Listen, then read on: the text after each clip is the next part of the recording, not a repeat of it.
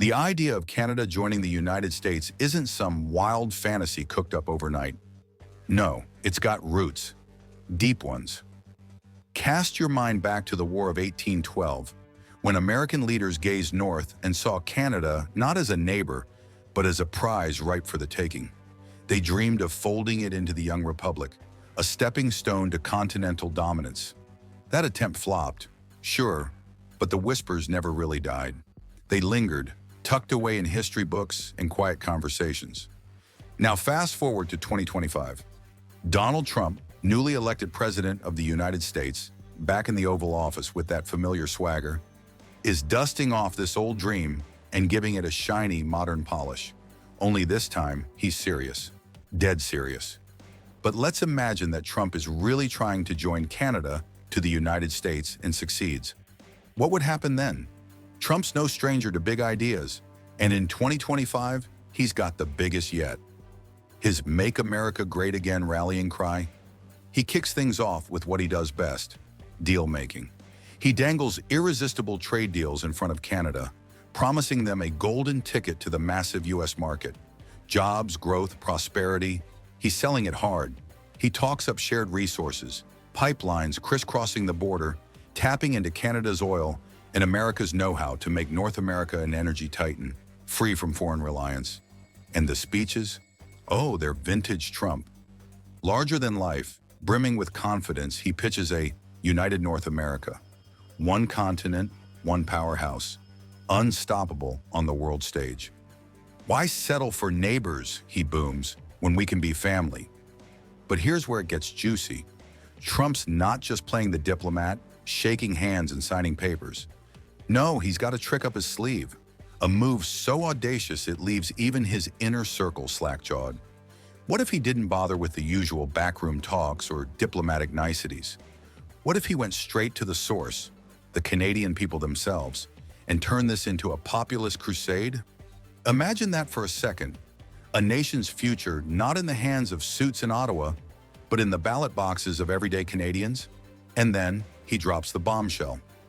In a speech that lights up screens from Vancouver to Nova Scotia, Trump calls for a Canada-wide referendum. Let's let the people decide, he declares, grinning like a Cheshire cat. What follows is a media blitz straight out of his playbook. Slogans like "One Continent, One Destiny" flood the airwaves, plastered across billboards and trending on social media. He's everywhere, popping up on Canadian talk shows, cracking jokes, shaking hands, winning hearts. Viral videos show him tossing hockey pucks and munching poutine, all while pitching his dream. It's Trump unleashed, his charm, his bravado, his unrelenting drive. And he's betting it'll be enough to sway a nation. So here's the million-dollar question. Could Trump really pull this off?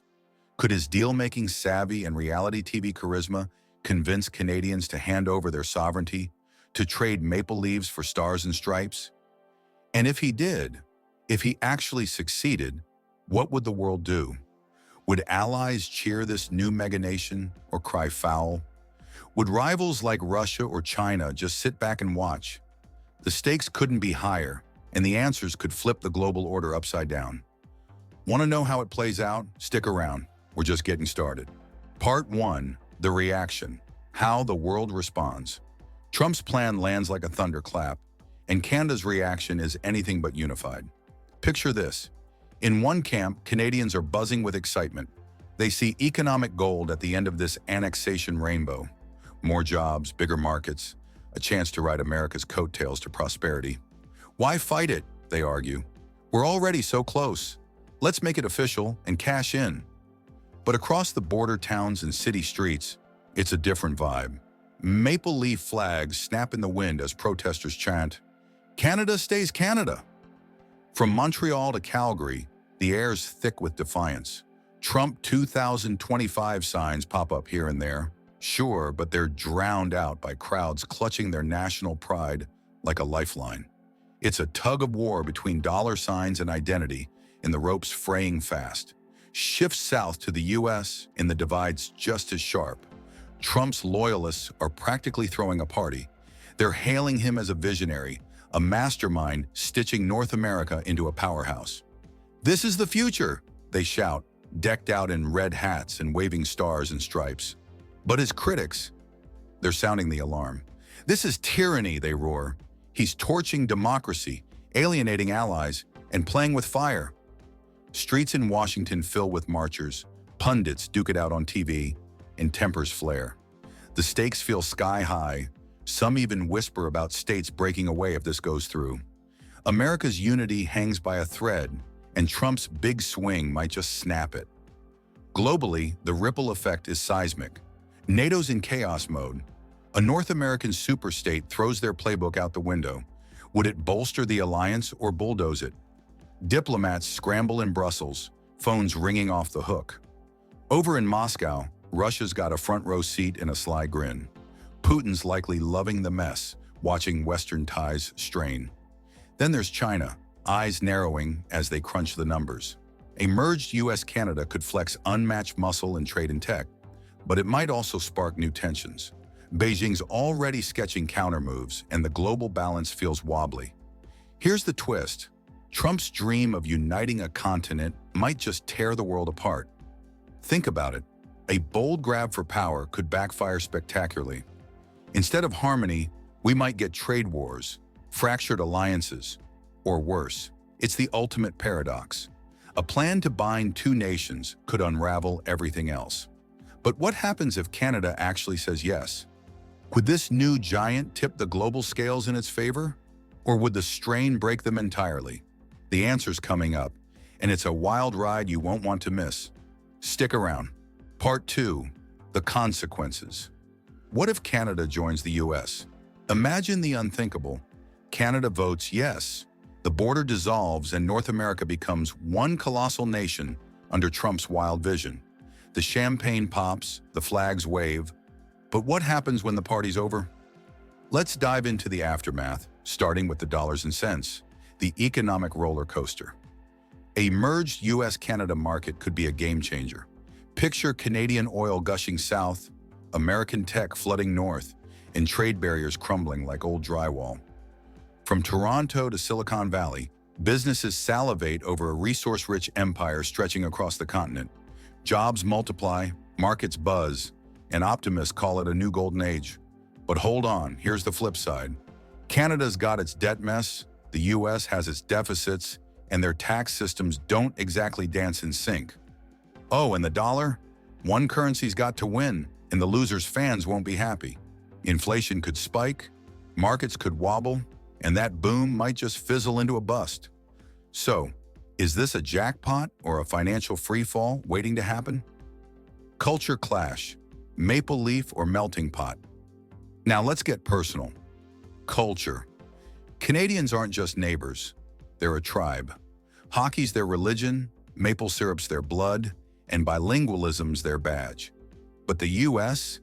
It's a cultural bulldozer. Think Hollywood, fast food, and stars and stripes swagger. Could Canada hold on? Maybe we'd see hockey rinks in LA or poutine at the Super Bowl, a quirky mashup of identities. But don't bet on peace. In Quebec, French speakers might dig in, turning language into a battleground. Across the provinces, A becomes a protest cry as locals resist the American tide. Would Canadians cling to their heritage, or would hockey and Hollywood blur into one? The tension's electric, and it's personal.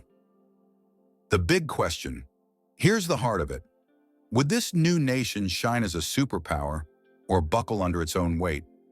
Combine the US's military muscle with Canada's vast resources, and you've got a titan. But stitch together two systems, two histories, two souls, and you might get a giant with clay feet, strong until it fractures.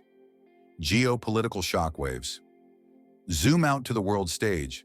A US-Canada bloc could rule the roost, trade, tech, defense, you name it. Global competitors would blink twice, then scramble. But power like that doesn't come cheap. Europe might sulk, feeling eclipsed by their old pals. NATO could flex harder, or crack under new loyalties. Then there's Russia and China, licking their chops, maybe teaming up to poke holes in this North American colossus. Domination or disaster? What's the price tag here? New enemies rise, old allies drift, and the world map gets a rewrite. Trump thought he'd built an empire, grinning as the cameras flashed. But one consequence loomed larger than he ever imagined. A revolt? A collapse? Something wilder? Let's wrap this up. You won't see the end coming. Conclusion. Trump's grand vision, Canada and the U.S., one nation, one destiny, started as a masterstroke. The referendum passed, borders dissolved, and North America stood united under his brash command. But here's the twist. The dream imploded almost instantly. Cultural rebellion ignited. Quebec's separatists torched the deal, chanting for freedom, while America's heartland recoiled at Canadian socialism creeping south. Then the economy tanked. Trump's promised boom? A mirage. Currency wars and debt piles crushed the new superstate's foundation. His empire, bold and brash, unraveled faster than a cheap suit. Canada's yes vote shocked the world. The reaction? A House divided. Protests in Ottawa, fury in Texas, and global players eyeing the chaos. The fallout? A cultural clash, economic freefall, and a humble giant wobbling on the brink. So would Trump's Canada gambit have been his crowning glory or his fatal flaw?